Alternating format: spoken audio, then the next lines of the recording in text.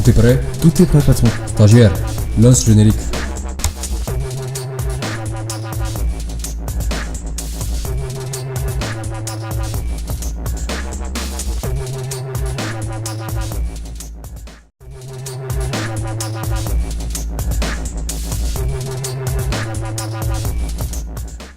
At first, well, when I was basically a baby and a small boy, before the war, my father used to own a video store.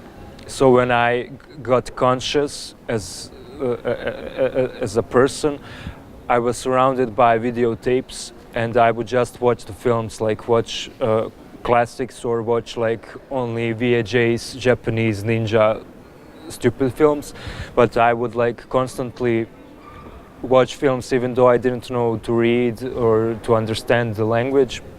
But I was fascinated by the pictures, the images, the stories, and for me it was like only logical conclusion that I would end up in cinema.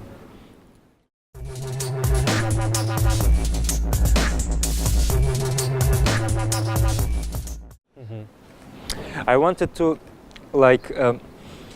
I wanted to make a simple, almost funny rhyme at the beginning of the film. Something different. And I wanted to do it as simply as possible to kind of establish it as simply as possible. So we have these kids, they're smoking joints, they're talking some things that are not really that important.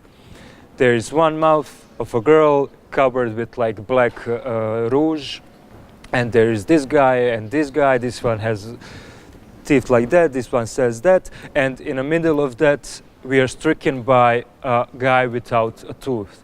And in that sequence of 4 shots, not having a tooth is like an atomic blast. It's like such a huge difference that it cannot be overlooked. It's like a catastrophe.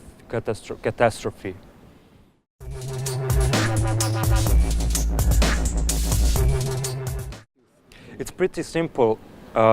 There's like no philosophy, no different meaning. Everything comes apart once you lose a tooth.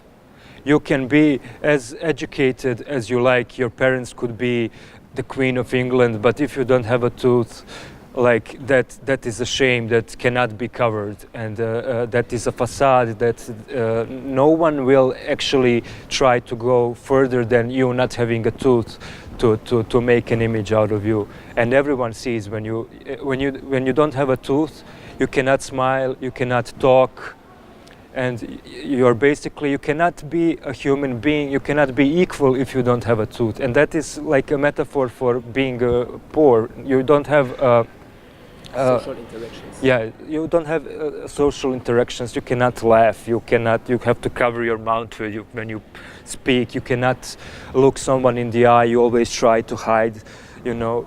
And that's kind of the perfect physical representation of the feeling of being poor, of shy, you know, shame.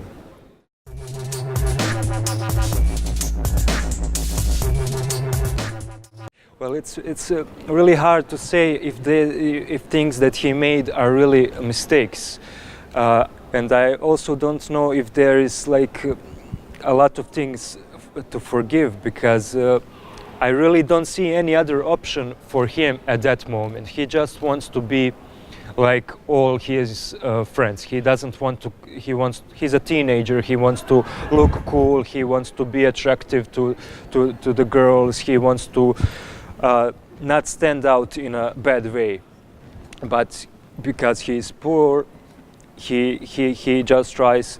There are limited possibilities for him, and I wanted to make it in a way that drug dealing is like a logical possibility. It's not like he's evil and no, it's logical. It's like pure math.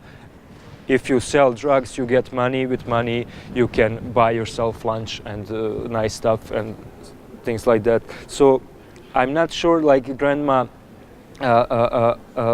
forgives him, but she kind of understands that he had good intentions at heart, like, and he is her sweetheart. After all, he just tried.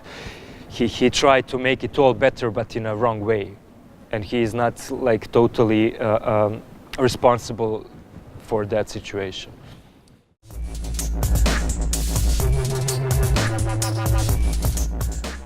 Yes, especially that's like the dark humor of that scene when he shoots a security guard. And I know from the beginning when I was writing that scene, I wanted to, I never wanted to find out what happened to the guy. Did he kill him? Did he? Because it's not important. Like every few weeks there is a shooting in Sarajevo or in Bosnia, and human lives are not important. So he is also not important. You know, it's just a mean. It's like it's a job. You know, I will go. Maybe I kill some. I will go do my job. Rob a bank. Rob. Maybe I shoot someone. Maybe I kill someone. What can you do? But still, it earns money at the end. So Yeah, exactly.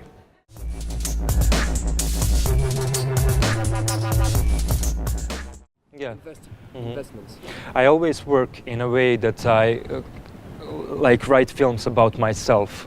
You know, like I always say that I like throw up my films because they bother my stomach, and I throw them up. And the next film, short film I'm working on, is about a guy who was born with a balloon instead of his head, and he tries to find a job and tries not to explode during the film. And it will be completely different than in style than this film, but it will also tackle similar problems. An individual trying to kind of survive and establish themselves.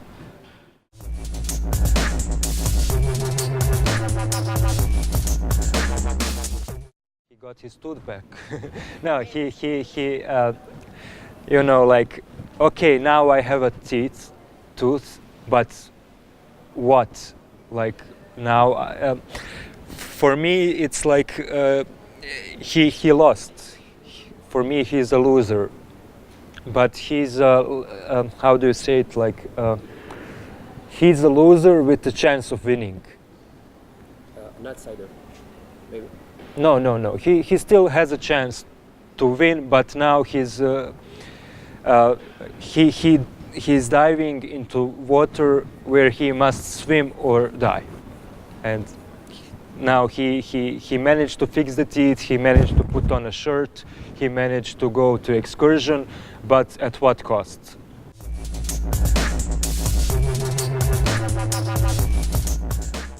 Well, this is by far the biggest festival I was invited to, so I really enjoyed it. I enjoyed your screening room. Angers is like, I've arrived yesterday, but I managed to see some parts of it. It's really like a cute, magical city.